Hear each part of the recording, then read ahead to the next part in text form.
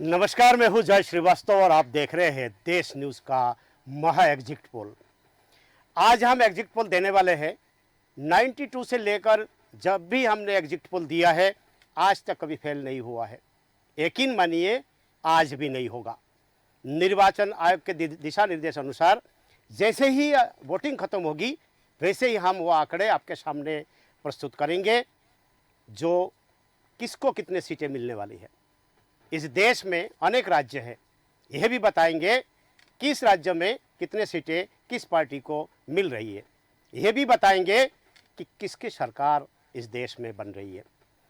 ये आपके सामने प्रस्तुत करें उसके पहले मैं बताना चाहूँगा कि अतिशीघ्र वो आंकड़ा हम देंगे जैसे ही वोटिंग खत्म होगी।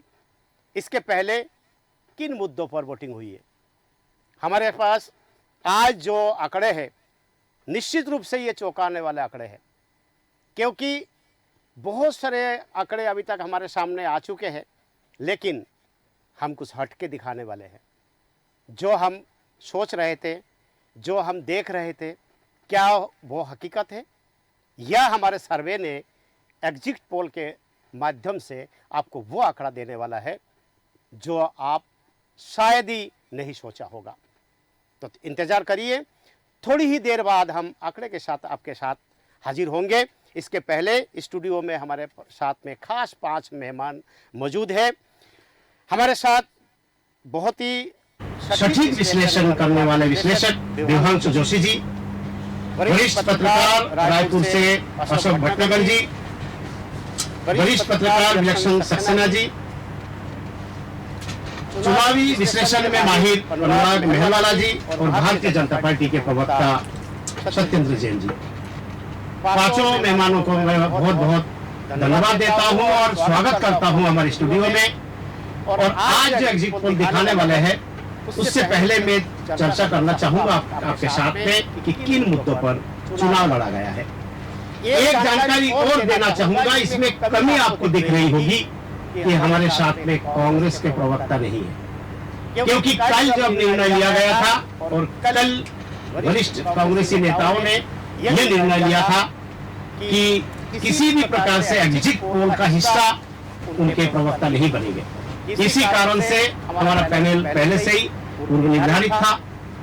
अंत समय थोड़ी ही देर पहले हमें जानकारी मिली है कि कांग्रेस ने प्रवक्ताओं के लिए दरवाजा खोल दिया है, मतलब एग्जिट पोल में वो शामिल हो सकते हैं।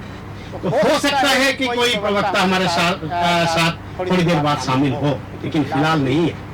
मैं सीधे देवांशु जोशी जी के पास जाना चाहूंगा कि क्या लगता है कि अंतिम समय में जिस प्रकार से चुनावी माहौल बनाया गया ध्यान को लेकर, इस देश का प्रधानमंत्री जब ध्यान में बैठते हैं तो उसकी आलोचना भी होती है। आलोचना किस बात की कि उनको क्यों टीवी पर दिखाया जा रहा ध्यान करते हुए। एक और बात मैं आपको दिखाना चाहूंगा और बताना चाहूंगा कि ध्यान किया जाता है, वीडियो खींचा जाता है, तमाम मीडिया में दिखाया जाता है। दूसरी ओर राहुल गांधी बटन पार्टी का भी वीडियो बनाते हैं और शब्द दिखाते हैं। इन दोनों वीडियो में क्या अंतर पाते हैं, इसके चुनावी कनेक्शन क्या है? देवांशु जी, मैं ये जानना चाहूंगा। अतिशीघ्र मैं आऊंगा आंकड़ा लेके, तब तक आप जानिए कि ध्यान और मतदान में क्या संबंध है और उसका चुनाव कनेक्शन क्या है। देखिए, एक लंबा चुनाव का अंतराल था लोकसभा 2024 का, और 19 अप्रैल से जो ये एक अभियान शुरू हुआ था, आपने देखा कि अप्रैल का महीना और मई का महीना पूरा और जून, इस बीच 9 तपा भी चला। भारत के प्रधानमंत्री श्री नरेंद्र मोदी जी ने 200 से अधिक रैलियां और रोड शो इत्यादि करे। व्यक्ति अपने आप में काफी मेहनत करता है अपनी पार्टी के प्रचार प्रसार के लिए। अन्य दलों के नेताओं ने भी मेहनत करी। अब उसके बाद यदि भारत के प्रधानमंत्री को ये लगता है कि मुझे अपनी अगली सरकार, उनका विश्वास है इस बात का कि वो अगली बार सरकार फिर से तीसरी बार बना रहे हैं, ऐसे में उनके पास समय कम है। 4 जून को परिणाम आ जाएंगे, तत्काल सरकार बनेगी, जैसा कि प्रधानमंत्री मोदी जी का मानना है, मैं उनकी बात कर रहा हूँ, तो उनको तत्काल अपने कार्य पर फिर से लगना है। हमने उनके पिछले 10 साल के कार्यकाल को देखा कि उन्होंने एक दिन का भी अवकाश अपने कार्यकाल में के दौरान नहीं लिया।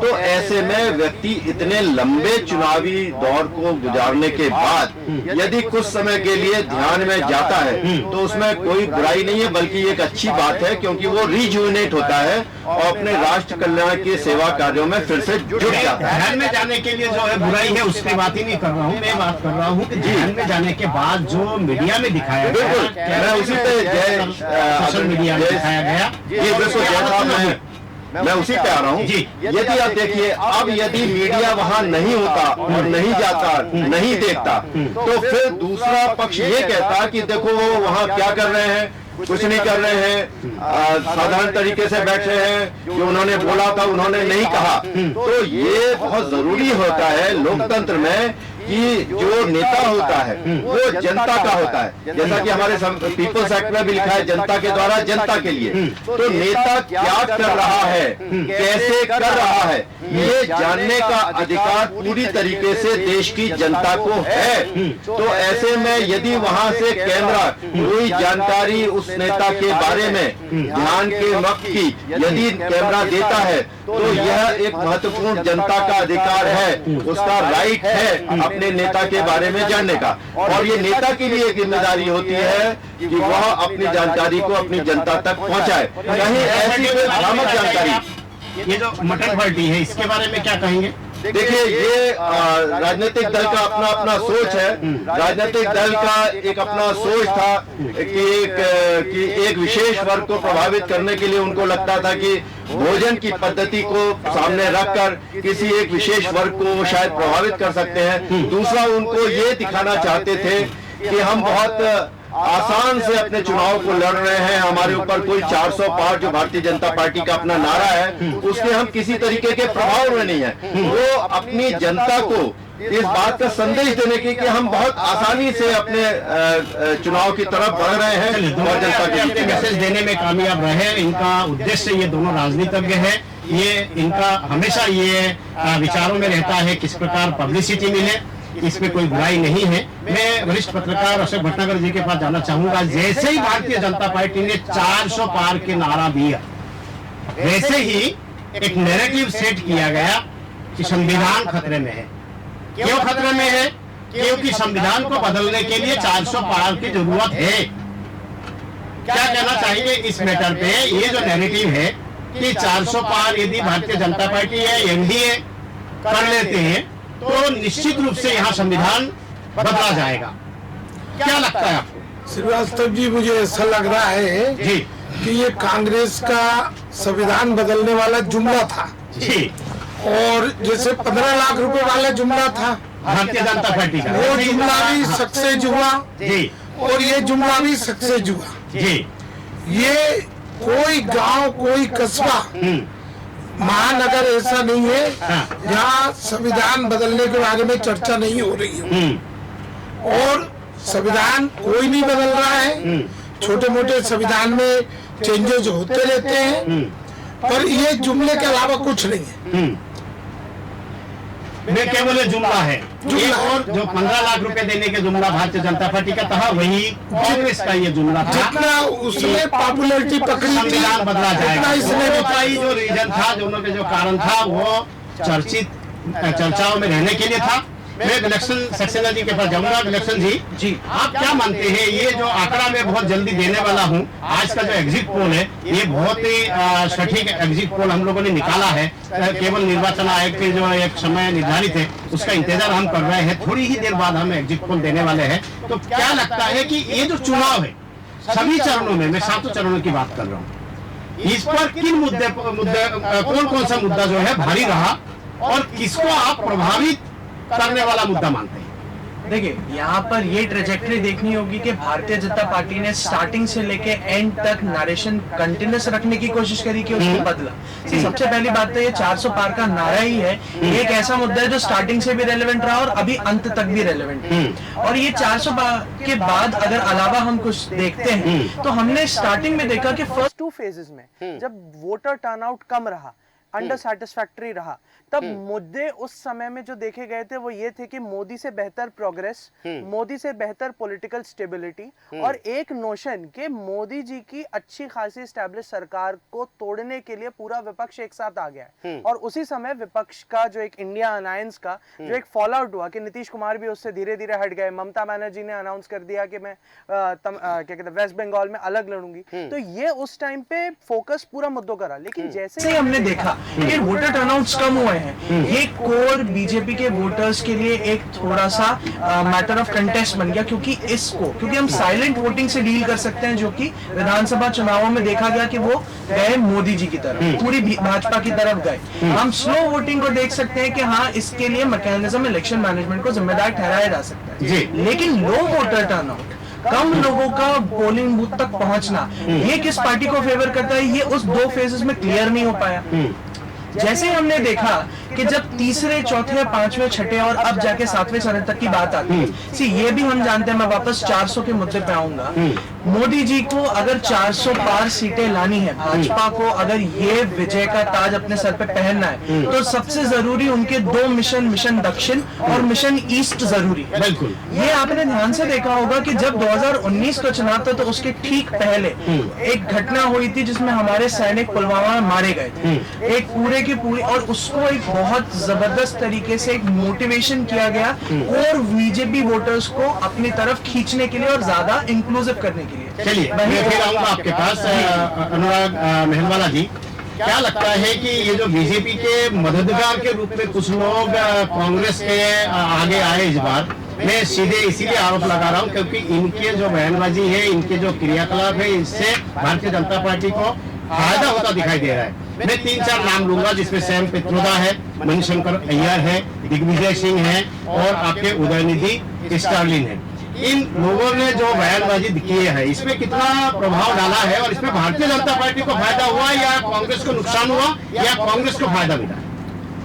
श्रीवास्तव जी, हर बार की तरह इस बार भी चुनावी समर में कांग्रेस की ओर से कुछ विघ्न संतोषी रहे, जिन्होंने इस तरह के वक्तव्य दिए, इस तरह के भाषण दिए, ऐसे स्टेटमेंट आए और बड़े ही दुखद स्टेटमेंट कहे जाएंगे वो कांग्रेस के लिए, क्योंकि उन स्टेटमेंट्स के कारण इतना डैमेज हुआ कांग्रेस को। अगर आप सैम पित्रोदा जी की बात करें तो उन्होंने जिस तरह से नस्लीय भेदभाव की स्थिति पैदा कर दी, ये काफी चिंताजनक वाली बात थी और इन सभी से कहीं ना कहीं एक रोष भी उत्पन्न हुआ।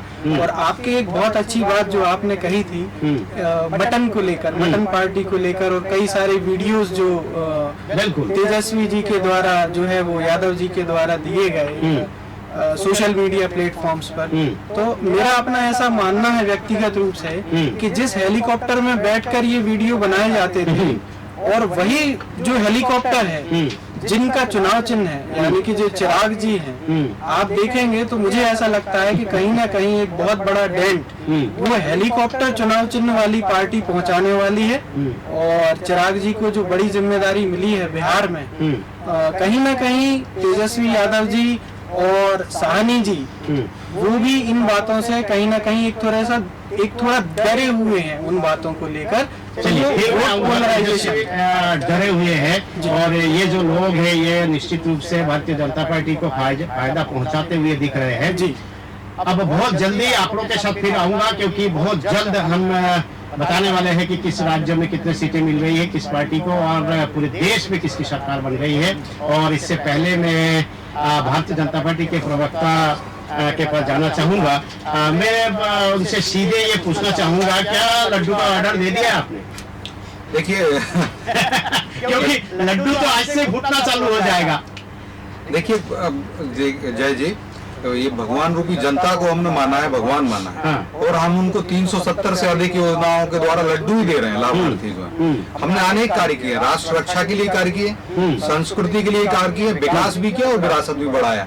तो 500 वर्ष बाद भी जैसे भगवान राम का मंदिर बना तो जनता के मनों में और हृदय में बाग बाग हो गया, प्रसन्नचित्त हो गया। लड्डू क्या मतलब मिष्ठान का एक वितरण हो गया। और जिस प्रकार से हम विकास भी कर रहे हैं, आप देखिए अगर लड्डू के रूप में जो है कॉन्फिडेंस पूछना चाह रहा हूँ कि आपको जो आपका जो कॉन्फिडेंस है, क्या ये लगता है कि 4 तारीख को लड्डू बंटवाएगा? निसंदेह, इसमें तो कोई संदेह नहीं है। देखिए 400 पार का जो संकल्प है ये भारत की उसी भगवान रूपी जनता का ही संकल्प आया, प्रतिध्वनि आई। नहीं, लेकिन वो तो मोदी जी ने जो है काउंटर कर दिया है कि 400 पार का जो नारा था, हमारा एक गुगली थी, वो हमने गुगली फेंकी थी, उसमें जो है कांग्रेस या विपक्ष जो है उसमें उलझ गई है और केवल उसी में ही वो लोग उलझे रहे और 400 पार होगा कि नहीं होगा इस पर चर्चा करने। नहीं, मैं ना उसी पे जा रहा था। देखिए, हमने जो संकल्प लिया, क्यों लिया आप सुनिए। धारा 370 हटाए और 370 से अधिक योजनाएं चल रही हैं, ठीक है, केंद्र और राज्य की, है ना। तो जनता ने कहा कि साहब आपका लक्ष्य जो आप 303 तो सीट आपकी पहले ही आई थी और वो कश्मीर से संबंध, प्रधानमंत्री जी ने बताया, स्वयं मोदी जी ने, कि कश्मीर के जो सज्जन थे वो उनसे उनकी संवाद हुआ तो उन्होंने बताया कि धारा 370 जो आपने हटाई है और पहले भी आपका ट्रैक रिकॉर्ड सुपर रहा है, बहुत अच्छा उत्कृष्ट रहा है, तो आपको 370 का एक संकल्प जो तिलक है ये भारत की भगवान रूपी जनता करना चाहती है, तो आप अपना लक्ष्य भी ऐसा रखता है करें। तो भाजपा का जो लक्ष्य रहा धारा 370 हटाने के कारण, तो ये भारत की जनता जो है 370 सीटों से विजय तिलक करना चाहती है। मैं पहले 400 पार जो आपने अपने से पहले एक बात पूछना चाहूंगा, क्या एग्जिट पोल पर आप भरोसा करते हैं? देखिए, क्यों, मैं बता दूं आपको जय जी, मीडिया और जो मीडिया एजेंसीज हैं, जो सेफोलॉजिस्ट होते हैं, जो मीडिया, ये जो मार्केट रिसर्च करती है जैसे कंपनी या वोटर टर्नआउट से जब करते हैं, तो ये भी आप जो बहुत पुरुषार्थ और पराक्रम करते हैं, परिश्रम करते हैं, और मैं आपके परिश्रम का सम्मान करता हूँ। भारतीय जनता पार्टी भी ये जो विधा है इलेक्शन प्री पोल एनालिसिस करने की, जो आफ्टर पोल एनालिसिस होता है, एग्जिट पोल मतलब काउंटिंग से पहले वाला जो प्रक्रिया होती है, उसमें जो आपने एनालिसिस किया, आपने जो पुरुषार्थ किया है, मैं आपके चैनल के माध्यम से, देश न्यूज के माध्यम से इस क्षेत्र में जो जो लोग सन्निहित रहे हुए हैं उन सब के लिए मैं शुभकामनाएं देता हूँ, साधुवाद। चलिए, फिर जाऊंगा मैं विभाग जोशी के पास जाऊंगा कि बहुत जल्दी, बहुत ही अल्प समय और बचा हुआ है अनाउंसमेंट के लिए। ये निर्वाचन आयोग ने 6:30 बजे का समय निर्धारित किया है कि हम 6:30 बजे और ठीक इधर उधर की बात ना करते हुए ठीक आंकड़ों पर आएंगे और सबसे पहले 1 मिनट के भीतर, मतलब निर्वाचन आयोग का जो निर्धारित समय है उससे 1 मिनट के बाद हम ये आंकड़ों का अनाउंसमेंट कर देंगे और आपको हमारा जो आंकड़ा है इसमें निश्चित रूप से आश्चर्य होगा, क्योंकि बहुत सारे आंकड़े अभी मार्केट में है। मैं दावा करता हूं कि हमारे आंकड़े बहुत भिन्न होगा। जोशी जी, क्या लगता है कि इस बार जो है, जो ये 400 पार का नारा है, ये नारा क्या एक बाउंसर था, गुगली था, या जुमला था, या हकीकत था? ये एक मनोबल था, एक विश्वास था उनका जनता के बीच में, जो नरेंद्र मोदी सरकार ने अपनी योजनाएं चलाई थी, ये उनका उनके प्रति विश्वास था। जैसा कि अभी बाहर निकलने के बाद उन्होंने फिर से कन्याकुमारी में कहा कि मैं अलौकिक ऊर्जा का अनुभव कर रहा हूं, तो ये एक अलौकिक ऊर्जा थी जो जनता से वो लगातार ले रहे थे और ये पूरी तरीके से उनका विश्वास अपनी योजनाओं में, वो जहां जहां जा रहे थे, उनके नरेंद्र मोदी जी के हम लगातार ट्वीट्स को देखें, जिस तरीके का जनसैलाब उनके सभाओं में उठ रहा था, और पहले भी उसके साथ लगातार यही नहीं कि उन्होंने चुनाव से ही कन्याकुमारी का कार्यक्रम शुरू किया था 15 मार्च से, उसके पहले भी, चुनाव के पहले भी प्रधानमंत्री मोदी जी कई सभाएं कर रहे थे और जनता का विश्वास अपने प्रति देख रहे थे। और जो पिछले विधानसभा चुनावों में भी जो परिणाम आए, आपने देखा था कि विपक्ष कुछ और कह रहा था और परिणाम किसी और तरीके के निकलकर सामने आए। तो ये सारा पिछले 5 साल का जो उनका कार्यकाल था, उसको देखते हुए उनके अंदर पूरा आत्मविश्वास था कि जो नया जो उनका युवा, किसान, गरीब और महिला को लेकर उनकी जो योजनाएं थी, उनका प्रतिफल उनको 400 से पार लेकर अवश्य जाएगा, ऐसा उनको पूरा विश्वास था नरेंद्र मोदी जी। चलिए, उनका विश्वास था, लेकिन ये जो है एक चुनावी स्ट्रेटजी थी कि 400 पार का हम एक नारा देंगे, इसी पे विपक्ष उलझे हुए रहेंगे और सारे विपक्ष निश्चित रूप से उसमें उलझा रहा और निश्चित रूप से इसमें भारतीय जनता पार्टी को फायदा मिल रहा है। अशोक भटनागर जी, मैं एक बात कहना चाहूंगा, इस बार वोटिंग को लेकर एक बात हमेशा चर्चाओं में बात रही है, वो ये है कि उदासीनता जो है क्या इंगित कर रहा है कि इस बार जो वोटिंग परसेंटेज जो कम हुई है, तो क्या ऐसा लगता है कि इससे भारतीय जनता पार्टी, मतलब रूलिंग पार्टी को घाटा होगा, विपक्ष को फायदा होगा, या इस उदासीनता का कारण भारतीय जनता पार्टी को लाभ मिलना? देखिए, निश्चित रूप से जो वोटिंग परसेंट कम हुआ है उसका नुकसान भाजपा को होगा, पर नुकसान किस तरह होगा? पिछले बार भोपाल 3.5 लाख से जीते थे, तो अब जो हार जीत का अंतर है वो कम हो जाएगा। देखिए इस बार का चुनाव जो है वो मुद्दा विहीन चुनाव है। 2014 में महंगाई की मार और बेरोजगारी 2 मुद्दे थे बीजेपी के, और उन पर जनता ने भरपूर मतदान किया। 19 में देशभक्ति थी, पर 24 में ऐसा कुछ भी नहीं है।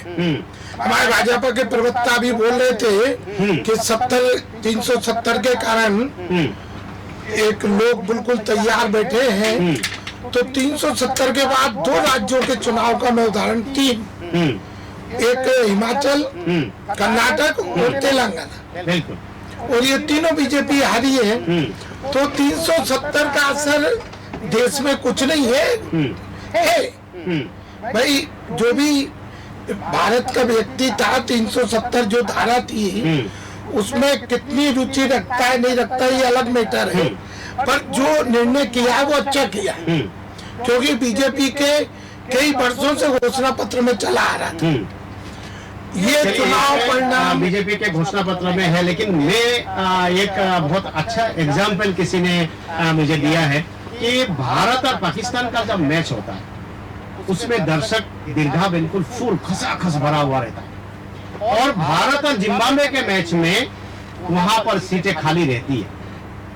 तो इसका सीधा अर्थ ये हो सकता है कि अगर टक्कर कांटे की हो तो मतदाताओं में वोटिंग करने के लिए उसके ज्यादा ललकपन रहता है कि हमें वोटिंग करना है, कांटे की टक्कर है, जिस प्रकार से भारत और पाकिस्तान का मैच होता है। नहीं, देखिए मुझे ऐसा भी लग रहा है कि जो 400 पार का नारा था वो भाजपा के कार्यकर्ताओं को लगा, मतदाता को भी लगा कि 400 तो जीत ही रहे, तो अपन क्यों गर्मी में परेशान हो। बिल्कुल ठीक है, तो छोड़ो।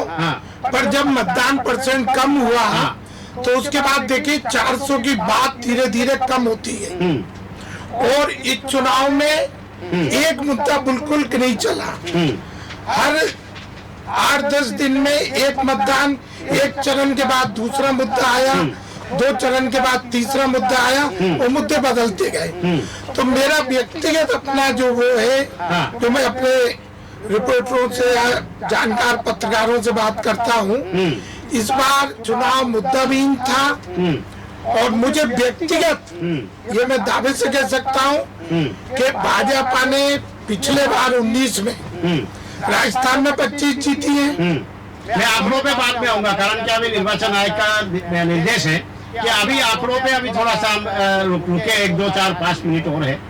आंकड़ों को छोड़ के आप बात करिए। मतदान का नुकसान भाजपा को होगा, मतदान का नुकसान भारतीय जनता पार्टी कम मतदान का। मैं सभी मेहमानों से एक बात मैं करना चाहूंगा कि मेरे लाइफ में जितने भी मैंने एग्जिट पोल दिया है, पहली बार इतना इजी वे में हम एग्जिट पोल को दे पा रहे हैं। बहुत ज्यादा मेहनत करने की जरूरत नहीं पड़ी। केवल महाराष्ट्र, बिहार, पश्चिम बंगाल, यूपी और उड़ीसा, 5 राज्य का जिसने भी एग्जिट पोल निकाला है वो पूरा देश का एग्जिट पोल निकाल सकता है, क्योंकि यही 5 राज्य में जो आंकड़े आएंगे वही आंकड़ा इस देश का एग्जिट पोल में होगा, और मुझे लगता है 4 तारीख को भी हमें वही देखना पड़ेगा। अन्य जो राज्य है उन राज्य में या तो 1-2 सीटें कम या 1-2 सीटें ज्यादा किसी पार्टी को वहां पर मिल रही है। केवल इस 5 राज्य का एग्जिट पोल हमें गंभीरता से इस बार सोचना पड़ा, निकालना पड़ा। इसी से हमें एग्जिट पोल बिल्कुल सामने आके हमारे सामने बिल्कुल आईना की तरह साफ रहा। मैं अब लक्ष्मण जी, जो मैं अभी ये कहना चाह रहा हूँ, क्या आपको ऐसा लगा कि ये जो 5 राज्य है यही निर्णायक है इस बार? देखिए, यहाँ पर ये देखने की जरूरत होती है कि ये, जैसे कि आपने क्रिकेट मैच का उदाहरण दिया, तो कह सकते हैं कि बीजेपी की ये होम ग्राउंड। बिल्कुल, इनसे बीजेपी वो अथॉरिटी डिराइव करती है, वो इन्फ्लुएंस डिराइव करती है जो राष्ट्रीय राजनीति और साथ साथ रीजनल राजनीति को भी पूरी तरह से फ्रेम करती है। इसलिए अगर आप ध्यान से देखें, ये जो 5 राज्य जिनका आपने जिक्र किया, इनके साथ साथ विजय का अश्योरेंस जो भाजपा चुनावों के बाद लेके आई है, विधानसभा चुनावों के बाद लेके आई है, उसी का आधार बना 400 पार का नारा। अब जब हम ये चीज देखते हैं कि इन पर्टिकुलर स्टेट्स में भाजपा एक काम और करती है, वो है एक्सपेरिमेंट करना। आपने अगर ध्यान दिया होगा तो मध्य प्रदेश को अगर हम जैसे एग्जाम्पल में नहीं, इस 5 राज्यों में मध्य प्रदेश नहीं है। अच्छा, आप अगर मैंने जो 5 राज्यों का उल्लेख किया है, महाराष्ट्र, बिहार, वेस्ट बंगाल, यूपी और उड़ीसा। हम यूपी का एग्जाम्पल ले लेते हैं यहाँ पे। जी। यूपी का एग्जाम्पल इसलिए अच्छा है, और अगर वेस्ट बंगाल को भी हम यहाँ पे इंक्लूड कर ले तो मेरी बात उस पे एक जाके सेट हो जाती है कि ये एक्सपेरिमेंटिंग राज्य है। एक्सपेरिमेंटिंग किस नेशन में, अगर हम यूपी को देखें तो यूपी में motivation of the local voter, urban voter से ज्यादा यूपी में जो मतलब लोकसभा की सीटें पड़ती है वो डिसाइड करती है कि अगला प्रधानमंत्री कौन होगा। और राष्ट्रीय राजनीति में किसी भी पार्टी का वहां पे गढ़ बनना, उनको केंद्र में अपना सत्ता दल, चाहे वो पक्ष में बैठे चाहे विपक्ष में बैठे। इसलिए आप ध्यान से देखेंगे कि मध्य प्रदेश में जो आज तक कभी नहीं हुआ वो भी हो गया कि सपा और कांग्रेस ने गठबंधन किया। चलिए, केवल 1 मिनट बचा हुआ है, हम इस पे एग्जिट पोल देने वाले हैं। 1 मिनट बाद हम एग्जिट पोल देंगे और वो एग्जिट पोल देंगे शायद 4 तारीख को हमें वही रिजल्ट के रूप में भी देखने को मिले। मैं अनुराग मेहलवाला जी के जाऊंगा बहुत संक्षिप्त में। जो मैंने कहा कि 5 राज्यों का जो एग्जिट पोल, वही एग्जिट पोल बाकी देश का एग्जिट पोल साबित होने वाला है। इससे कितना सहमत है आप? बहुत जल्द, क्योंकि 1 मिनट बाद मुझे अनाउंसमेंट करना है कि किसको कितने सीटें मिल रही। जय श्रीवास्तव जी, आपका जो आकलन है वो बहुत ही सटीक है। और एक बात और कहना चाहूंगा कि आपके जो आकलन है और जो आपके राज्य हैं वो लगभग प्रशांत किशोर से मिलते हुए हैं। और ये देखना बहुत इंटरेस्टिंग हो जाएगा कि आज देश न्यूज के माध्यम से पूरे भारत की जनता को जो आंकड़े मिलने वाले हैं, मुझे लगता है, मेरा व्यक्तिगत अनुभव ऐसा कहता है कि हमेशा की तरह इस बार भी देश न्यूज अपने जो आंकड़ों में परफेक्शन है और जो आपका एक कैलकुलेशन है, आई एम वेरी इम्प्रेस्ड। मतलब ये व्यक्तिगत रूप से बहुत प्रभावित करती हैं ये चीजें कि आप कैसे इतना सटीक आकलन कर लेते हैं। ये वाकई में बहुत मतलब विचारणी और रिसर्च का विषय है। देखिए, बहुत सारे चैनल, सत्येंद्र जैन साहब, मैं आपको बताऊंगा, बहुत सारे चैनल जो है आंकड़े देखने के बाद आंकड़ा चलाएंगे, लेकिन हम आंकड़े के साथ चलना चाह रहा है। ये लीजिए आपके सामने देश का महा एग्जिट पोल है। 336 पर भारतीय जनता पार्टी जीत सकती है। हमारा एग्जिट पोल ये बिल्कुल परफेक्ट एग्जिट पोल है। 336 प्लस भारतीय जनता पार्टी अकेली पार्टी बनेगी जो इस देश का सरकार बनाने की ओर अग्रसर रहेगी। एनडीए 52, एनडीए मतलब भारतीय जनता पार्टी को छोड़ के जो पार्टियां हैं 52, टोटल मिला के 388। मतलब जैन साहब, आपका जो 400 पार का नारा है, हमने यहाँ झूठला दिया है कि 388 है। क्या इसमें आप मानते हो? देश का जो महा एग्जिट पोल है 336 भारतीय जनता पार्टी हमारे एग्जिट पोल के अनुसार, और आज तक कभी फेल नहीं हुआ। हमने जो एग्जिट पोल दिया, चाहे वो विधानसभा हो, पिछले लोकसभा हो, उठा के आप देख सकते हैं। और इस बार 336 प्लस भारतीय जनता पार्टी, तमाम जो कल से मैं देख रहा था, बहुत सारे जो है औलादी फौलादी जितने भी जो आंकड़े हैं ध्वस्त करते हुए 336 अकेली भारतीय जनता पार्टी जीत रही है। एनडीए भारतीय जनता पार्टी के अलावा जो उनके सहयोगी दल है उसको मिला के 388। जैन साहब जी, क्या खुशी की खबर है कि दुख की? देखिए, निसंदेह प्रसन्नता की बात है। और सारे जो प्रसन्नता मैंने आपसे पहले ही कहा, और देखिए आपने भी प्लस ही लगाया है। तो है ना, आपने भी प्लस लगाया, तो निसंदेह जो है आप 4 जून को जो है आपके पुरुषार्थ और पराक्रम की मैं अनुमोदना करता हूँ, प्रशंसा करता हूँ। और आप सब इतना मेहनत करते हैं, तो भारतीय जनता पार्टी कई बार क्या होता है कि हम आपसे सहमत ना हो, लेकिन आपकी पुरुषार्थ है, आपका पराक्रम है, हमें उसका अभिनंदन करना चाहिए, हम करते हैं। और आपने भी प्लस लगाया, निसंदेह मैं यही कहूंगा। चलिए, ये बहुत ही भारतीय जनता पार्टी के लिए खुशी की खबर है। और देखते हैं कि कौन सा चैनल कितना अभी दिखाने वाला है, लेकिन हमने प्लस कर दिया है 336। हिमांशु जोशी जी, बताइए कि इस आंकड़े से आप सहमत हैं? टोटल मिला के एनडीए को 388, कांग्रेस को मिल रही है कि 59, मतलब +7, 59 प्लस हो सकते हैं, और INDIA को 54, कुल मिला के 113 पर सिमट रही है पूरे जो महागठबंधन जी बनाया जी जी गया। बिल्कुल। यहाँ पर जो मैं आंकड़ा आपका देख रहा हूँ, वास्तव में ये आंकड़ा अभी और बढ़ने की स्थिति मुझे दिखाई देती है, क्योंकि मेरा अनुभव ये कहता है कि पिछले 2019 के लोकसभा चुनाव में भारतीय जनता पार्टी को 37% वोट मिले थे और एनडीए को मिले थे 45% वोट। जो मुझे साफ तौर पर जैसा मेरा अनुभव है लोगों से बातचीत का, मैं मानकर चल रहा हूँ 40% से अधिक वोट शेयर जो है भारतीय जनता पार्टी को 2024 के चुनाव में जाने वाला है।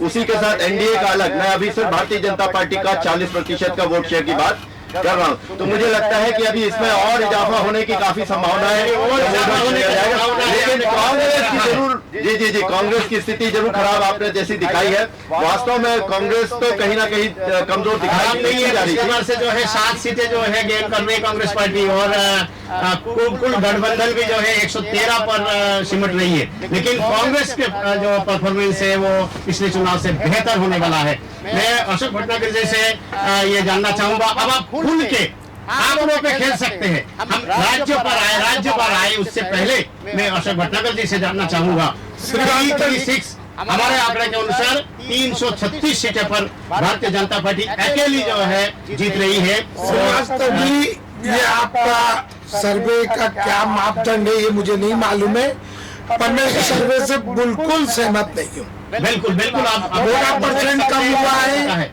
वोटा परसेंट कम हुआ है। मैं कुछ राज्यों को उदाहरण दूंगा, गया भी हूँ, बात भी करी है जी। महाराष्ट्र में बीजेपी की सीटें कम हो रही हैं, क्योंकि वहाँ गठबंधन आपका जो है वो शिवसेना के साथ था। चलिए हम पहले महाराष्ट्र में ही ले लेते हैं। महाराष्ट्र में आप कितनी सीटें दे रहे हैं बताइए? पिछले बार आप बताइए कि जब आप हमारे सर्वे से सहमत नहीं है। पिछले बार 48 में से 41 मिली थी जी, मुझे लग रहा है 25-30 पे इस बार बीजेपी रहेगी। बीजेपी अगर 25 सीटें पर 28 सीटें पे तो बीजेपी लड़ रही है ना 28 सीटें पर बीजेपी लड़ रही है, और आप 25 दे रहे हो तो पिछले बार से 2 सीटें ज्यादा दे रहे हो। मैं 48 सीटों की बात कर रहा हूँ। नहीं, एनडीए की बात कर रहे हो कि बीजेपी? नहीं, बीजेपी 48 में 41 शिवसेना मिला के एनडीए ये जीती थी, और अब की से 41 सीटें बीजेपी नहीं जीत रही है, बीजेपी का नुकसान है। 25 से 30 सीट मेरे को लग रही है। बिल्कुल, देखिए और उसमें बहुत बड़ा योगदान संविधान बदलने का है, क्योंकि अम्बेडकरवादी संविधान बदलने को लेके बीजेपी के पक्ष में मतदान नहीं किए। देखिए अशोक भटनागर जी बहुत वरिष्ठ पत्रकार है, उनका कहना पड़ा कि वो इस सर्वे या एग्जिट पोल से सहमत नहीं है, लेकिन जिस महाराष्ट्र की बात आप कर रहे हैं हमारे एग्जिट पोल के अनुसार उनसे सहमत है महाराष्ट्र को लेके। लेकिन इतने भी कमजोर परफॉर्मेंस भारतीय जनता पार्टी और एनडीए का वहां पर नहीं रहेगा कि 25 पे सिमट जाए। जी, मैं आंकड़े के साथ बात करना चाहूंगा कि भारतीय जनता पार्टी वहां पर 25, पिछले बार जो सीटें भारतीय जनता पार्टी को मिली थी 25 सीटों पर भारतीय जनता पार्टी जीत रही है, और उनके जो सहयोगी दल है वो 11 पर जो है वहां पर जीत रही है, मतलब 36 सीटें। इसका मतलब यही है कि 6 सीटों का वहां पर नुकसान है। सहयोगी दल है कौन? एनसीपी है और शिवसेना है। अरे ये तो कांग्रेस के है। नहीं, एनसीपी 2 है, शिवसेना भी 2 है। आप उसको पढ़िए, देखिए एनसीपी 2 है और शिवसेना भी 2 है।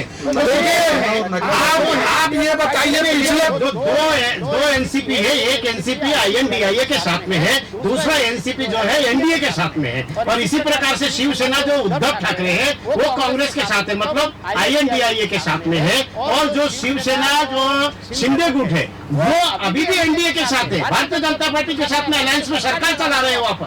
तो दोनों तीनों पार्टी मिलकर। जय जी, मैं करेक्ट करना चाहता हूँ। जी जय जी, मैं ये कह रहा हूँ, देखिए चुनाव आयोग ने शिवसेना को, जो शिंदे जी वाली शिवसेना है उसको मान्यता दी हुई है, और जो उद्धव ठाकरे जी की शिवसेना अब नहीं बची है वो नकली या फर्जी शिवसेना है। नहीं, देखिए और अभी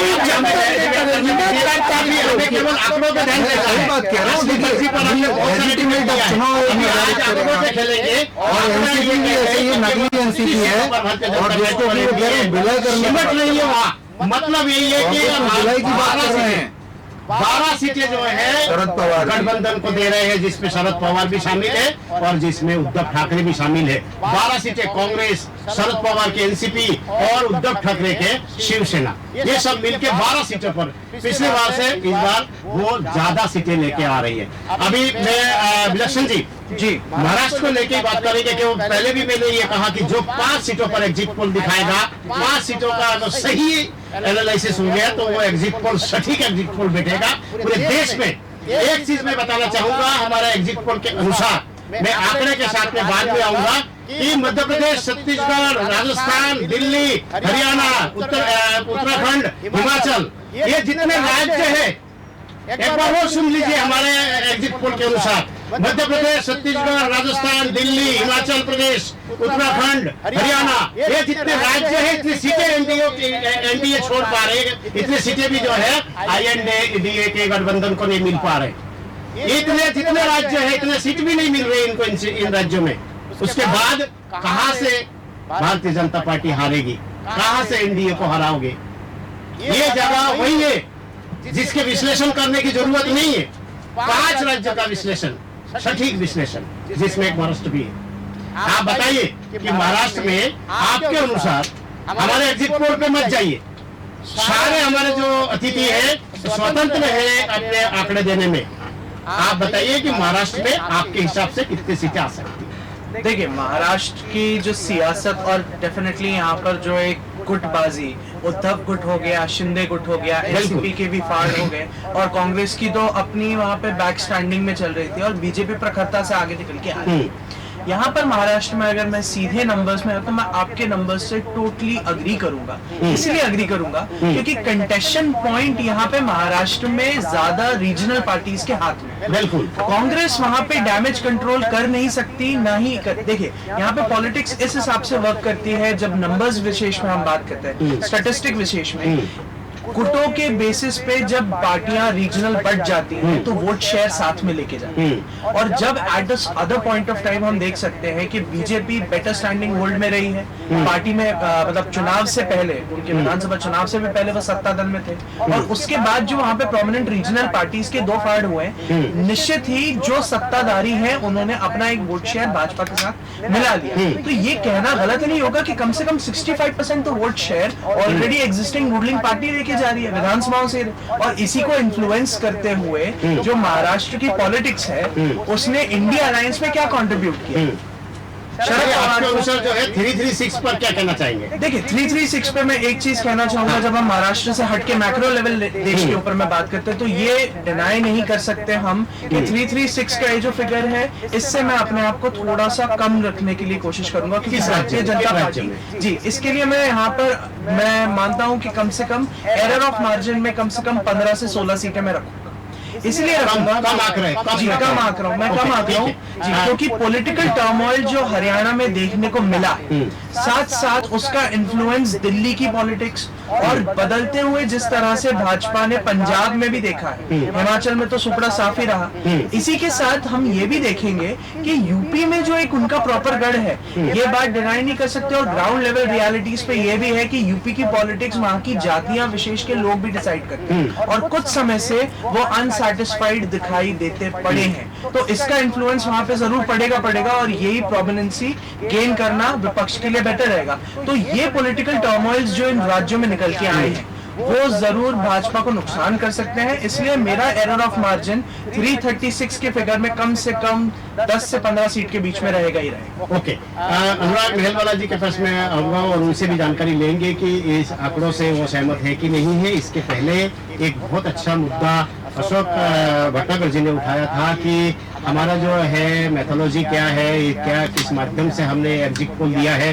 मैं आपको ये बताना चाहूंगा कि एक मेथोलॉजी से कभी भी एग्जिट पोल नहीं दिया जा सकता है। अनेक प्रकार के जो है सूत्र होते हैं एग्जिट पोल देने का, और हमारा जो एक्सपीरियंस है 30 साल के एक्सपीरियंस को इसमें हमने झोंका है और आज तक कभी फेल नहीं हुआ। और आगे चुनाव में भी हमें कहना है, फिर एग्जिट पोल को लेके आना है। इसीलिए हम कोई भी हवा में बात नहीं करेंगे।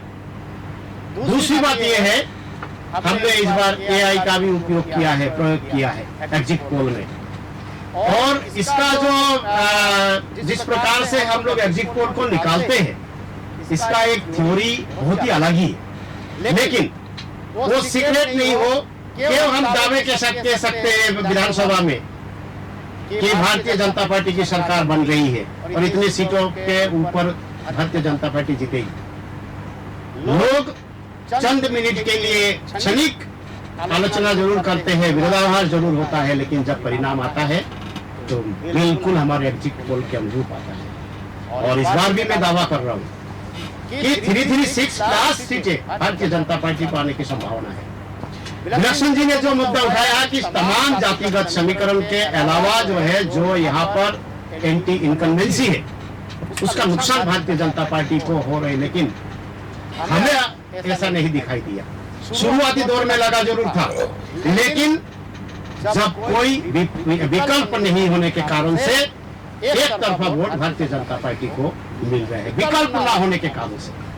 इसमें मैं अनुराग जी, आप इसमें 336 पे कितना सहमत है, और अगर नहीं है तो किन राज्यों में जो है सीटें घटती हुई दिखाई दे रही है? श्रीवास्तव जी, नवाचार आपके डीएनए में है जी, और पिछले जितने भी परिणाम रहे हैं जी, अगर उनका अवलोकन किया जाए कि जितने भी एग्जिट पोल आपके द्वारा दिए गए हैं वो लगभग अगर कहा जाए तो 100% सही बैठे हैं।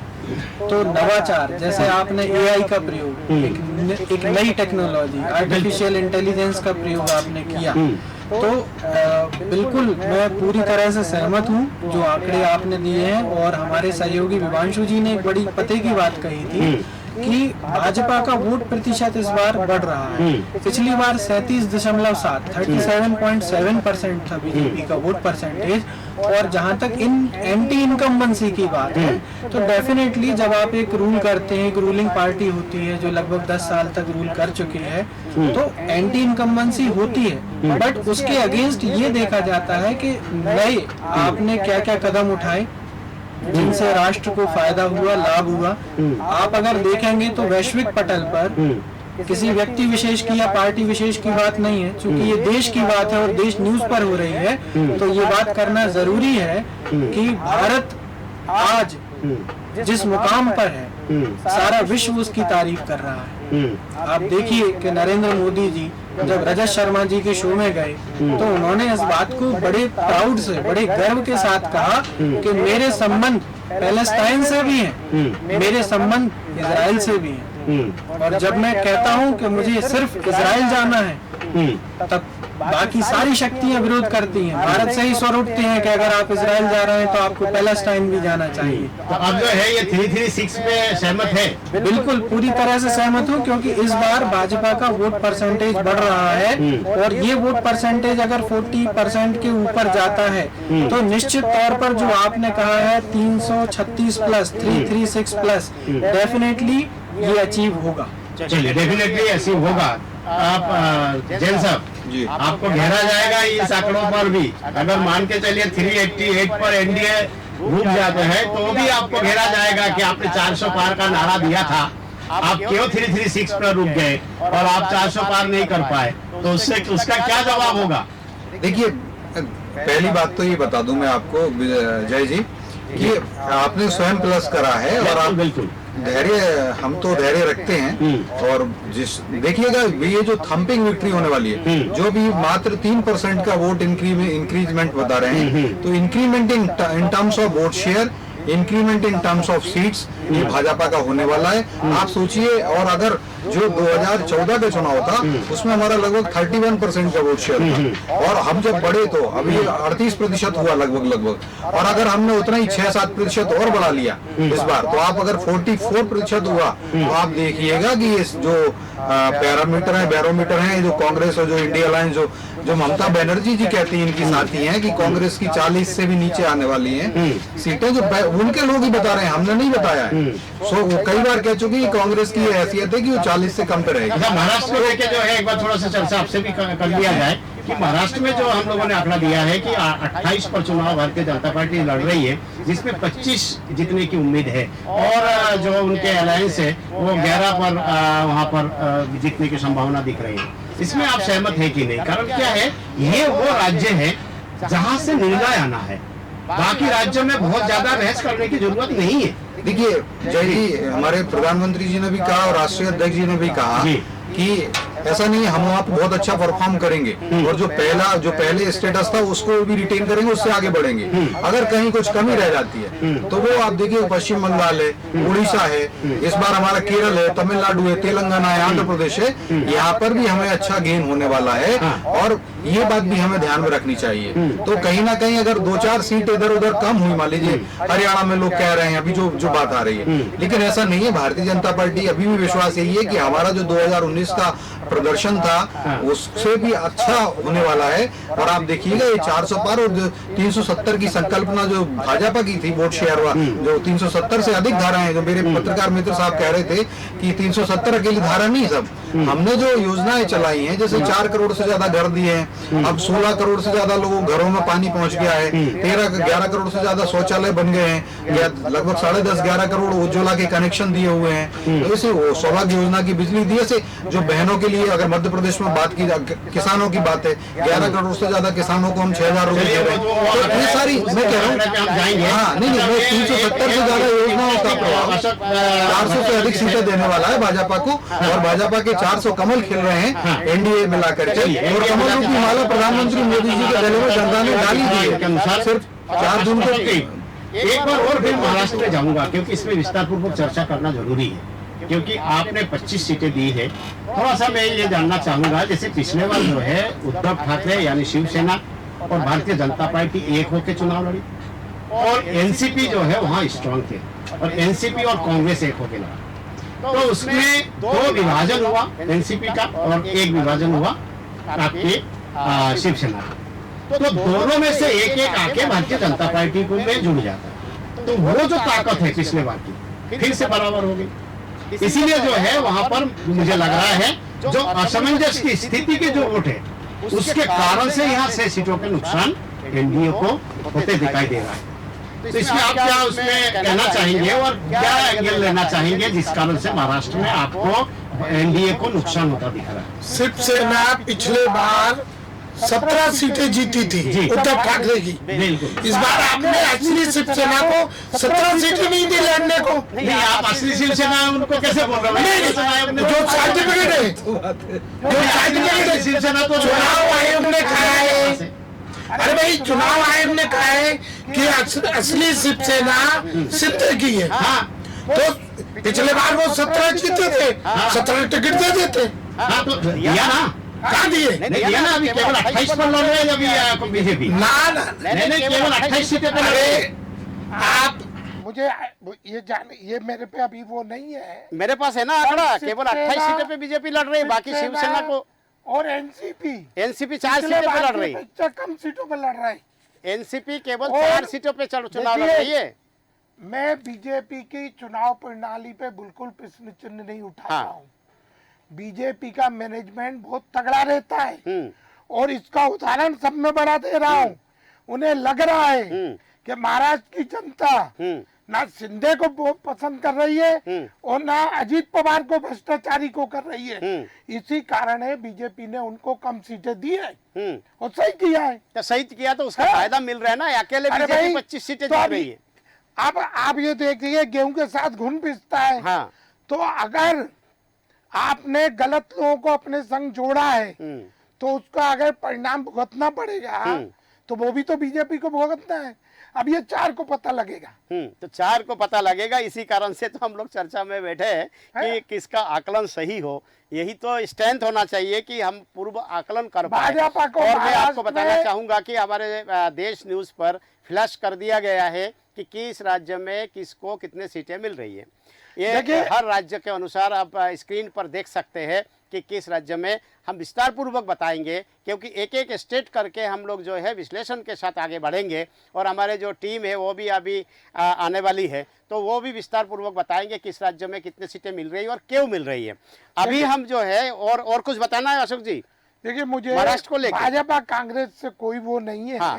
मैं अपना अखबार निकालता हूँ, जो सरकार होती है विज्ञापन देती है और अखबार बिना विज्ञापन के चलते नहीं है। नहीं, अभी तो आज अपन विज्ञापन छोड़ के आंकड़ों पे बात करें, आंकड़ों पे बात करें। अभी जो मेरी लोगों से बातचीत हो रही है और महाराष्ट्र से मुझे जानकारी मिल रही है बीजेपी को बहुत अच्छा नुकसान महाराष्ट्र में हो रहा है। 6 सीटों का नुकसान दे तो रहे हैं ना और ना ना ना भारतीय जनता 6 पार्टी नहीं। को नुकसान हो रहा है, इसीलिए तो महाराष्ट्र पर इतना चर्चा कर रहे हैं, नहीं तो चर्चा ही नहीं 48 करते। सीटें यूपी के बाद सबसे बड़ा राज्य 48 सीटों का है। हाँ, आप 28 से 30 सीटों का नुकसान होगा वहाँ, वो अधिक हो। 30 सीटें अभी जो है, अभी तो 41 है, मतलब 11 सीटें मिलेगी आपके अनुसार।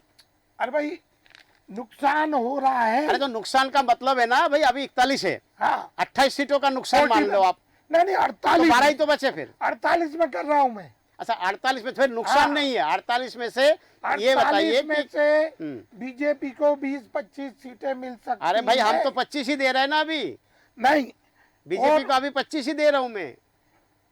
महाराष्ट्र में हाँ। मैं आपको फिर बता दूं हम्म। बीजेपी को बहुत अच्छा नुकसान हो गया। और चलिए आगे आंकड़ों वो जो पे है बिल्कुल- नुकसान है, लेकिन ये आंकड़ों का गणित है, आंकड़ों का खेल है। जब तक आप आंकड़ों के साथ में लॉजिकल बातें नहीं करेंगे तब तक पब्लिक को समझ में नहीं आएगा कि नुकसान क्यों है। देखिए- जो बात आप बोल रहे हो मैं भी बोल रहा हूँ कि 28 पर तो चुनाव लड़ ही रहे बीजेपी, देखिए और राजनीति 25 में सीटें ऐसा- जीत रही है नहीं, हमारे ऐसा- अनुसार। अरे भाई ऐसा भी होता है कि 100 वोट से जीत जाते हैं, हाँ हजार वोट से जीत जाते हैं। चलिए विवांशु जी, महाराष्ट्र पर बहुत चर्चा हुई है, निश्चित रूप से भारतीय जनता पार्टी को यहाँ धक्का लगने वाला है, क्योंकि एनडीए यहाँ पर 6 सीटों पर नुकसान होता एनडीए को दिखाई दे रहा है, और यहाँ कांग्रेस और जो एनसीपी शरद पवार की है और जो उद्धव ठाकरे की जो शिवसेना है वो कुछ सीटें पिछले बार से ज़्यादा लेते हुए यहाँ पर दिख रही है। इन पार्टियों के अलावा बहुत ज़्यादा अगर नुकसान कहीं पर है जिसमें विश्लेषण करना चाहिए वो है बिहार। मैं एक और राज्य पे ले चलूँगा विवांशु जी।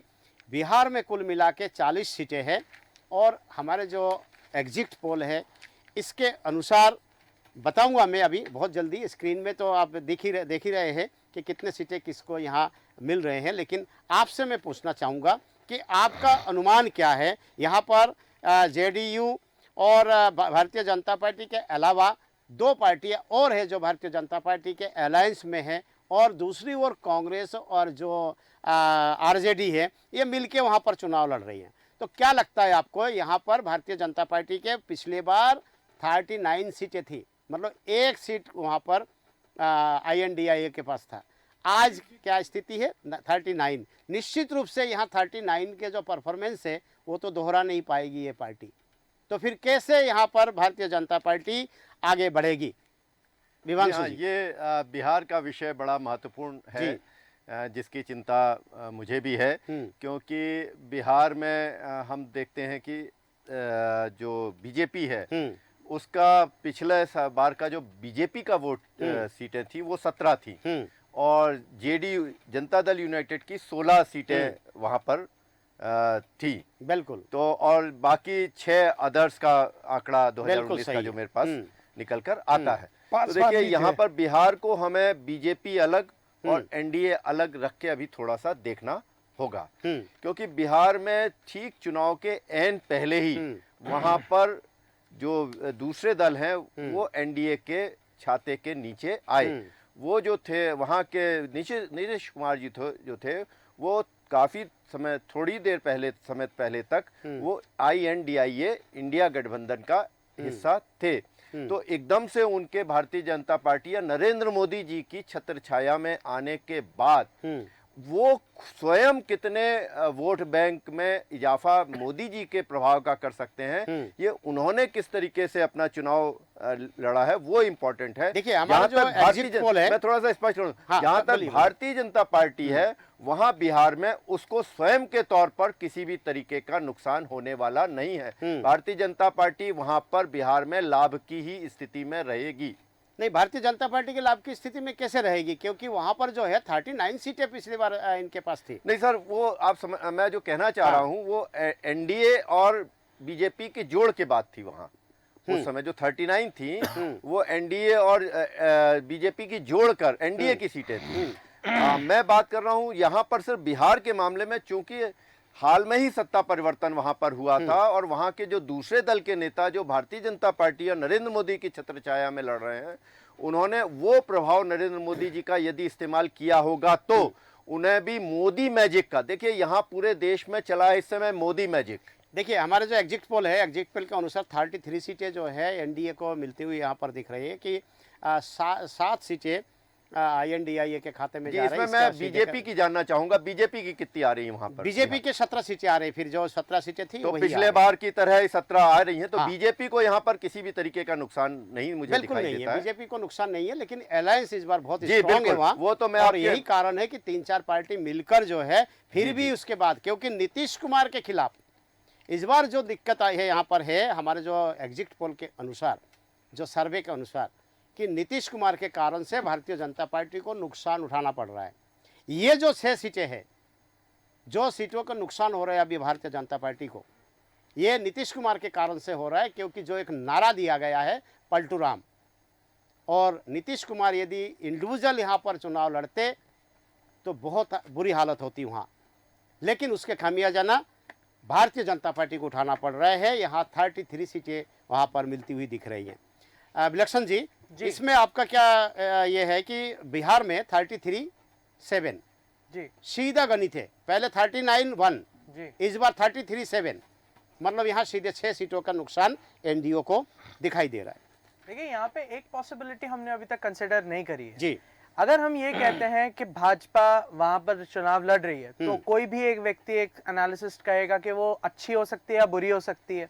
वही हम कह सकते हैं आरजेडी के लिए कि वो अच्छी हो सकती है या बुरी हो सकती है, लेकिन किसी ने ये कंसिडर नहीं किया है कि जैसे लालू यादव की जो पार्टी है उसके लिए कह सकते हैं कि हाँ जीत सकते हैं या कम हो सकती है ज्यादा। ये नोशन जो आपने अभी पॉइंट आउट किया है कि नीतीश कुमार के खिलाफ एक पूरा का पूरा ग्राउंड रियलिटी पे लोगों ने पलटू राम के बेसिस पे एक नेगेटिव नोशन बनाया, बिल्कुल, बिल्कुल। तो उनका इंक्रीमेंट नहीं हो सकता।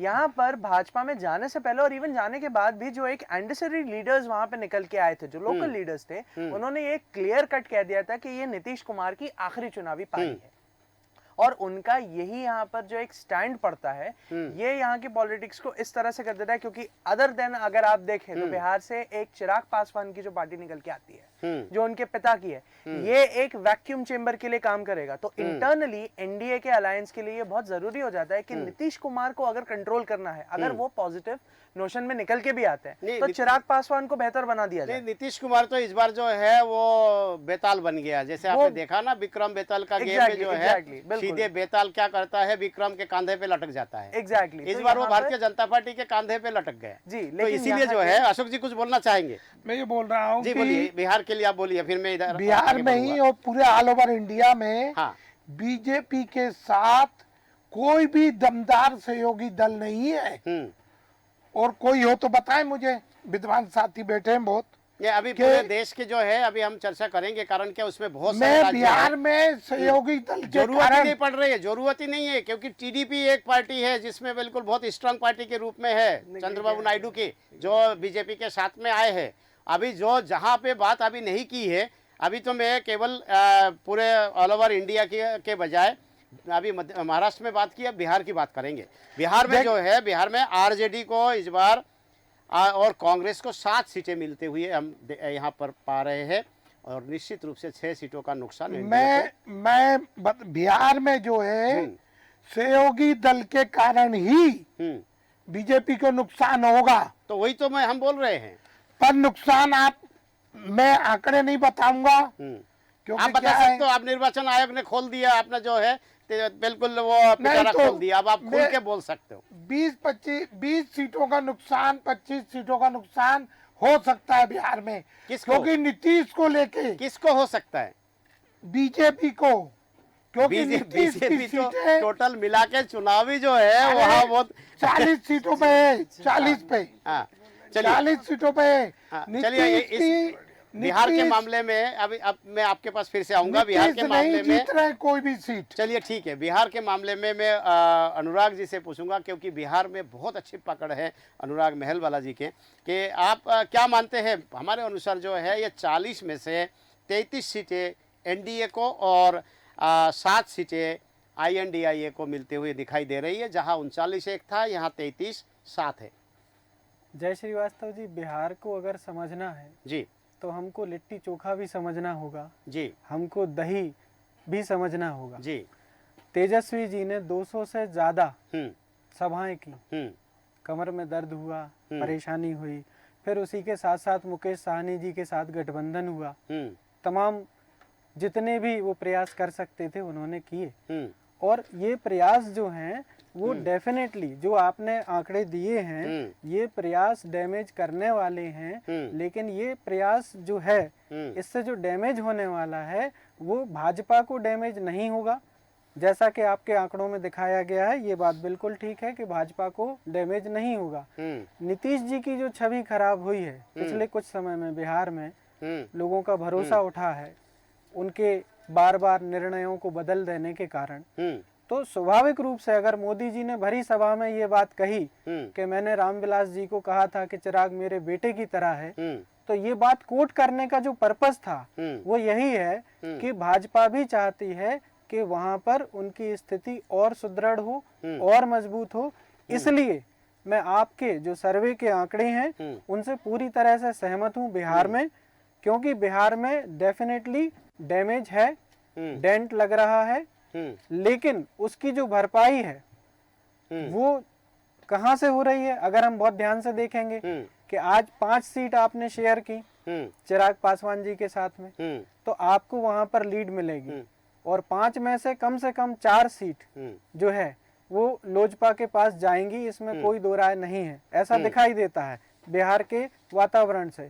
तो ओवरऑल जो आपका एक नरेटिव है 33 और 7, ये बिल्कुल इसमें +-1 लेकर चल सकते हैं। 33 वो तो है ही, वो तो हम जो भी आंकड़े दिखा रहे हैं जी, ये इसमें प्लस होना है, माइनस होने की गुंजाइश कम है जी। हर जगह मैंने प्लस लगा रखा है कि यदि हम 33 दिखा रहे हैं जी तो 33+ जी, बिल्कुल ये बहुत सटीक विश्लेषण है, और बिहार की भूमि को आपने बहुत अच्छी तरह से समझा है, और ये बहुत काबिले तारीफ बात है। पीके ने ग्राम स्वराज घूम घूम कर सारे विश्लेषण किए, सारी चीजें निकाली, और बिल्कुल आपका जो आंकड़ा है, आपके जो फिगर्स हैं वो बिहार की जमीनी हकीकत से बहुत ज्यादा मैच खाते हैं। बिल्कुल करीबी आंकड़े हैं ये, एकदम कहा जाए तो। चलिए करीबी आंकड़े हैं। हाँ, कुछ बोलना चाह रहे हो आप? नीतीश पिछले बार जो सीटें ले गए थे इस बार वो नहीं जीत रहे हैं, तो वो नुकसान भी तो बीजेपी को हो रहा है। भाई ये इसमें जो है अशोक जी, इसको मानना पड़ेगा कि भारतीय जनता पार्टी का जो वोटर है वो भी नीतीश कुमार के जेडीयू के साथ में है, अलायंस है। इस बार जहां जेडीयू चुनाव लड़ रहे हैं वहां पे भारतीय जनता पार्टी का उम्मीदवार नहीं है, तो भारतीय जनता पार्टी का भी एक बहुत बड़ा जो है कार्यकर्ताओं का फौज है वहां पर। जो वोटर है वो सीधे जनता दल से भले ही नाराज हो, लेकिन भारतीय जनता पार्टी के वोटर जब नीतीश कुमार के जेडीयू के कार्यकर्ता के साथ में या उम्मीदवार को वोट कर रहे हैं तो निश्चित रूप से प्रभाव डालेगा। और वही तो कारण है जो 6 सीटें कम दे रहे हैं हम, उसमें पिछले बार से जैसे परफॉर्मेंस उनका नहीं है। चलिए मैं अंतिम प्रतिक्रिया, क्योंकि हमारे सहयोगी सूरज पाठक और ऋषिका जी अब आएंगे और आने वाले जो राज्य है उस पर विस्तार पूर्वक बताएंगे। सत्यन जैन साहब जी, आपसे मैं बिहार के विषय में ही जानकारी लूंगा, क्योंकि मैंने वो राज्य लिया है जहां भारतीय जनता पार्टी को नुकसान होता दिखाई दे रहा है। क्योंकि महाराष्ट्र में हमने बात की, वहां पे नुकसान है, बिहार में हमने बात की, वहां नुकसान है, और यहाँ जो खिचड़ी पकी है, मतलब खिचड़ी इतने शानदार ढंग से पकाया गया है और उसके कारण से भारतीय जनता पार्टी को नुकसान होता दिखाई दे रहा है। चाहे वो महाराष्ट्र हो, क्योंकि 4-4, 5-5 पार्टी एक साथ मिल के लड़ रहे हैं वहाँ। इसी प्रकार से बिहार में भी देखने को मिला है। जब आप अकेले लड़ते हो और बाद में इलेक्शन के बाद परिणाम आने के बाद आप अलायंस करते हो, शायद ज़्यादा फायदा मिलता। जैसे अशोक भटनागर जी ने कहा कि भारतीय जनता पार्टी को नुकसान इसीलिए हो रहा है क्योंकि वो नीतीश के साथ है, और नीतीश को इसीलिए फायदा हो रहा है क्योंकि वो भारतीय जनता पार्टी के साथ है। नहीं नहीं, देखिए जय जी ऐसा नहीं है। आप देखिएगा बहुत सारे कारण होते हैं, और उसमें आप देखिए हमारा जो पहले जो 2019 में जो स्टेटस था वही स्टेटस आज होगा, या जो 2020 में जो चुनाव सरकार बनी थी कोविड के बाद वाली, तो वही स्टेटस है कि जो मूल स्वरूप में आ गया। से तो आपको 400 पार का नारा फेल हो रहा है ना, वो तो 300 तक ही सिमट जाएंगे आप। अरे सर, अगर स्टेटस की बात करते हैं तो 400 पार भी तो करना है ना आपको, आपके नारा को चरितार्थ करना है ना भाई। पॉइंट्स तो सुनिए। हाँ, अरे देखिए, क्या धर्म के आधार पर संविधान को ताताथैया करने वालों को ये बताना पड़ेगा, नाचने वालों को। धर्म के आधार पर पूरा का पूरा आरक्षण मुसलमानों को देने की बात किसने की? लालू यादव ने की। वहां पर सुन लीजिए आप। और आप देखिए जिस प्रकार से नौकरियां, रेल में क्या किया इन्होंने, नौकरी दी, जमीन ली, पूरा ट्रेल सिद्ध हो गया सारा। तो ये जैन वहाँ साहब की आज जनता आज जो है जानती आज हम आंकड़ों पे बात और कर रहे हैं। मैं आप वो बता धर्म रहा हिंदू हूं, मैं आपको मुसलमान बता देता हूं, मैं आपको मंगलसूत्र मछली में वो छोड़ दीजिए आज। अरे नहीं, अब क्यों? इलेक्शन में हो गए, वोटिंग हो गई, अब तो क्या परिणाम आने वाला है। अब हम नहीं, आंकड़ों पे बात कर रहे आएगा, हैं। हम छोड़िए, आप बात तो छोड़िए, बताने में सफल रहे आप हैं। छोड़िए, जितना हमें आपने वो करना था आपने कर दिया है। नौकरी के और बदले जो जमीन फायदा- के बाद हाँ। विधानसभा का चुनाव हो चुका है। हाँ, अब लोकसभा के भी हो गया। अब आप अपन छोड़ वो दे सब लोकसभा चीजें, आप में- खाली आंकड़ों पे बात भटनागर करें। जी, आपको आप शायद तो ये जानकारी बताइए नहीं, कि वाली ये ट्रेल अभी बिहार अभी शुरू हुई में है। ये जो बिहार में पैसे आपकी थे, स्थिति खराब उनके क्यों घर हुई के है? व्यक्ति पूरे जो देश लाए में आप बढ़ अरे रहे हैं। 4 साल से केस चल रहा है साहब सीबीआई चलिए एक मिनट, अपने जैन साहब जी थोड़ा ये जो इसका जवाब आप दे दीजिए। आप वो मत करिए, आप जो है जो हो गया संविधान में आपको- मछली मंगलसूत्र में सब कुछ छोड़ के भैंस तक भी आ गए। अब इस बार चुनाव लड़ते लड़ते, लेकिन उसको छोड़ दीजिए ना। जितना चलिए, फायदा आप लेना देखिए- था, जितना नुकसान होता तो हो गया। अब अपन केवल आंकड़े मैं पे बता बात देता करें। हूं ना अजय जी, बिल्कुल हमें कोई नुकसान नहीं हो रहा। आप देखिएगा 4 जून को आप देखेंगे जो आपने बोला उसमें प्लस लगेगा और 400 पार होगा, भाजपा 370 के ऊपर होगी। अब प्रश्न चिन्ह नहीं उठता है कि लालू यादव जी कैसे जाएंगे राहुल जी की शादी में, कैसे डांस करेंगे। और आप तो उनको बताइए क्या है इस परिणाम से? जी। वो डांस से क्या मतलब है? डांस से मतलब क्या है ना, उनके पैरों पे क्या फिर बेड़ी डाल जाएंगे अगर जीत जाए तो? भाई सुनिए, जीत गए, जीत मतलब- गए, हार गए, हार अरे जय गए। डांस भाई- करने से कौन रोक सकता है? जय जी नहीं फिर अब मटन बात खाने ये से है, आप रोक ये दोगे क्या? इंडिया अलायंस का गठबंधन का मूल उद्देश्य ये था। हाँ। तो हो सकता है आप कह रहे हैं तो वही उद्देश्य पूरा होगा हाँ। कि अब राहुल गांधी की शादी में लालू यादव जी डांस करेंगे। अभी उनके ये शादी चीज की अभी हो बात ही सकता नहीं हो रही है। क्योंकि अभी ये जो शादी उद्देश्य तय नहीं है, था, अभी कहाँ आज उनको के- नाचने आज की बात आपके कर रहे हो? आज आपके इस एनालिसिस ने भी बताया, हाँ। Exit poll analysis, exit poll survey ने भी बता दिया हाँ। कि ये दूर दूर तक दूर हो गए सत्ता से। नहीं, बिल्कुल तो ठीक मैं है, बता इस दूं, बात से मैं अब सहमत इनको हूं। सिर्फ राहुल जी और आप सोच जैन साहब इस अब- बात से मैं सहमत हूँ। मुझे समापन करना है क्योंकि और हमारे जो दूसरी बात सहयोगी केजरीवाल जी को भी सूरज क्या होगा आपसे पाठक चीजें- जी और कल केजरीवाल ऋषिका को जी 2 अभी जून की रोटी जेल में आगे खानी है। मोर्चा संभालने वाले हैं। कौन से स्टेट में किसको कितने सीटें मिलने वाले हैं वो बताएंगे। अभी एक बार और मैं बताना चाहूँगा कि भारतीय जनता पार्टी को 336 सीटें मिलने की संभावना यहाँ पर बन रही है। हमारे एग्जिट पोल के अनुसार भारतीय जनता पार्टी 336 प्लस और एनडीए 52। एनडीए का मतलब ये है भारतीय जनता पार्टी को छोड़ के उनके जो सहयोगी दल है उनको 52 सीटें, कांग्रेस को यहाँ 59 और INDIA को 54 सीटें मिलती हुई यहाँ पर दिखाई दे रही है। हमारे एग्जिट पोल जो पूरे देश के लिए हमने जितनी मेहनत की है और जो तमाम हमारे जो उपक्रम है उसको यूज़ करने के बाद जो एग्जिट पोल आया है वो इस प्रकार से है। हर राज्य के अनुसार हम आपको बताएंगे, विश्लेषण के साथ बताएंगे। हमारे जो मेहमान आज के थे विभांशु जोशी जी, अशोक भटनागर जी, विलक्षण सक्सेना जी, अनुराग मेहलवाला जी और सत्येंद्र जैन साहब, आप सभी का बहुत बहुत धन्यवाद। और अभी हमारे सहयोगी ऋषिका गुप्ता और सूरज पाठक जी, आगे के राज्य हमने महाराष्ट्र और बिहार के बारे में विस्तारपूर्वक बता दिया है। क्यों बीजेपी को कमज़ोर वहाँ पर बीजेपी कमज़ोर पड़ रही है और क्यों वहाँ पर कांग्रेस और अलायंस थोड़ी भारी पड़ रही है। लेकिन देश का जो महा एग्जिट पोल है वो भारतीय जनता पार्टी के पक्ष में है। भारतीय जनता पार्टी यहाँ पर सरकार बनाती हुई दिख रही है और इसमें कोई संशय नहीं है कि आगामी 4 तारीख को जो परिणाम आएगा उसमें भारतीय जनता पार्टी की सरकार एक तरफा मतलब बहुमत के साथ बनती हुई दिखाई दे रही। धन्यवाद, नमस्कार।